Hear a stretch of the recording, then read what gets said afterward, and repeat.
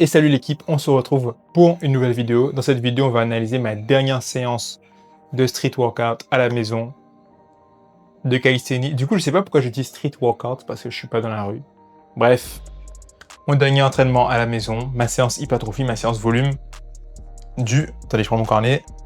N'oubliez pas de suivre vos entraînements, c'est très important. La dernière séance du 4 août 2026.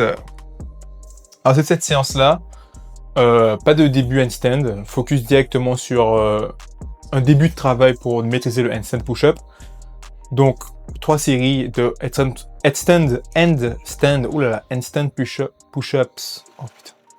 3 séries de handstand push-up de pompe en handstand au mur, handstand push-up au mur, wall handstand push-up, 3 séries. 3 séries de 5 répétitions. J'ai les images, je vous mettrai à l'écran de mes exercices. Alors là, j'ai noté attention à l'amplitude parce que vous verrez sur la vidéo que j'ai un début de force aux épaules, donc je descends pas au fond au max. Donc voilà, faut que je fasse attention à ça. Il faut qu'à chaque fois que je fasse l'exercice, je cherche à aller un peu plus bas sur la séance. Donc vraiment, travail d'amplitude à retenir. Ce qui serait intéressant, ça serait de prendre des barres parallèles. Je sais pas si vous avez déjà vu des barres qu'on prend pour faire généralement des planches ou des handstands et tout, les P-bars, les barres parallèles. Comme ça me met un peu plus en hauteur, ça me permet de pouvoir bien descendre sans toucher ma tête et gagner en amplitude. Ça peut être intéressant à faire. Après, comme d'habitude, des tractions lestées. Là, l'objectif, c'était de prendre 80% de mon 1RM, de ma répétition maximale. J'ai arrondi à 30 kg. Et de faire mon maximum répétition en pyramide de 3 en 3. Ça dure 3 répétitions. Je fais 3 répétitions, j'attends, temps de repos. Après, je fais 6 répétitions. Après, ainsi de suite, ainsi de suite, ainsi de suite. Bon, je vous cache pas que j'en ai pas fait beaucoup. Je fais 3 répétitions, après j'en ai fait 5. Après, j'en ai refait 5. Donc, ma théorie, c'est que je me dis, soit j'ai mal calculé mon 80% 1RM, soit j'étais assez fatigué. Je sais pas. Mais je pensais que j'aurais pu faire plus de 5 répétitions sur la deuxième série. Et bon, après, l'objectif, c'est, pour la prochaine fois, j'ai fait 3 répétitions. Après, je vais essayer de faire 6. Après, l'objectif, c'est de viser 9. Ce qui est intéressant avec cette méthode-là, c'est que pour une séance volume, on fait un maximum rep pour une proportion de notre 1RM, 80%.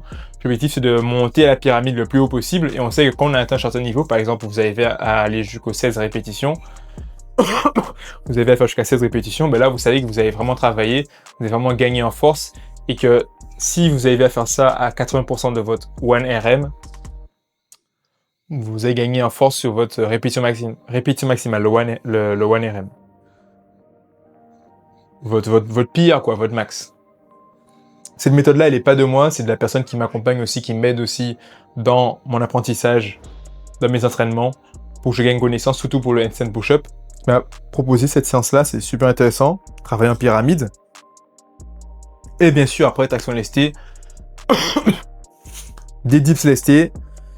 Pareil, 80% de son 1RM. Mon 1RM, c'était pas 40 kg. Enfin, j'ai pris 80% de 40 kg. Encore une fois, j'ai arrondi à 30 kg. Du coup, c'est amusant parce que pour les dips et tractions, je travaille à 30 kg. Ça m'est jamais arrivé sur une même séance d'avoir le même poids sur les dips et mes tractions. J'ai toujours réussi à soulever plus lourd aux dips, mais bon, voilà. Là, j'ai voulu me dire que mon max au dips lestés, pardon. J'ai voulu me dire que mon max, c'était 40 kg. Parce que par rapport à ma douleur aux épaules, je m'étais déjà blessé, voilà. En ce moment, je prends le temps de me calmer, de travailler mon amplitude basse au dips, enfin mes dips, mais la descente surtout, et de faire tout ça à mon épaule. Donc voilà, je me suis dit, je cherche pas à charger trop lourd, 40 kg tranquille, voilà. Et du coup, j'ai pris 30 kg, j'ai fait 3 séries. La première série, je fais 9 répétitions, la deuxième 8 répétitions, la troisième 8 répétitions aussi. Donc voilà, la séance s'est plutôt bien passée. Je vais faire attention à mon épaule. Mais c'est assez cool. Après les séances comme ça, j'ai envie de dire que ce sont mes séances préférées parce que déjà, on fait des dips et des tractions. Donc ce sont mes exos préférés. On fait du volume. Et ça, c'est trop cool. C'est les séances force, même si je les aime bien, elles sont longues parce que je prends de longs temps de repos, mais je fais pas beaucoup de répétitions. Moi, j'aime bien envoyer les répétitions, sentir vraiment le pump, sentir vraiment que je suis congestionné. J'aime beaucoup ça. Je préfère ça dans les séances. Et en plus, j'ai pas commencé par 10 minutes de handstand. J'ai directement commencé par du travail de handstand push-up au mur. Du coup, ça fait que j'ai fait que 3 exercices durant la séance. Donc non seulement je fais ce que j'aime, je kiffe ma séance. En fait, il y a tout ce que j'aime, mais en plus la séance, elle dure pas longtemps. Donc ça, c'est vraiment cool. Ça, c'est vraiment les bienfaits d'une séance bien réfléchie qui va directement aux essentiels. Tu veux obtenir ton instant push-up, tu fais du instant push-up au mur. Tu veux t'améliorer au deep lesté, tu fais du deep lesté. Tu veux t'améliorer au traction lesté, tu fais du traction lesté, tout simplement. Et après ça, la séance est terminée. Tu fais du simple, efficace, réfléchi, suivi, et ça, c'est vraiment cool. C'est vraiment ce que j'aime dans mes séances. C'est tout ce que j'avais à dire pour cette vidéo. N'hésitez pas à me dire ce que vous en pensez dans les commentaires, et on se retrouve pour une prochaine vidéo. Peace out.